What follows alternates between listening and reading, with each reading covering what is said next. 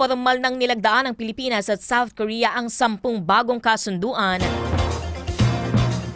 na lalo magpapalalim sa ugnayan ng dalawang bansa. Sinaksihan ni na President Bongbong Marcos at President Lee Jae-myung ang presentasyon ng mga napirmahang dokumento sa Malacanang kahapon, ika-3 ng Marso. Sa ilalim ng mga kasunduan, palalakasin ang kooperasyon sa pagkuha ng defense materials, pangangalaga sa Veterans Affairs at pagpapaunlad ng sektor ng agrikultura. Kabilang din sa mga pinirmahan ng mga kasunduan sa trade, investment at mas malawak na kooperasyong pang-ekonomiya.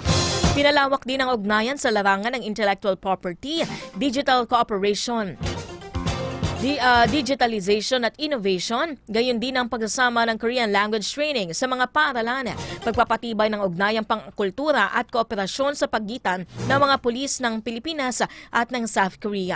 Inaasahang magiging hakbang ito tungo sa mas matibay na ugnayan ng dalawang bansa sa mga susunod na taon.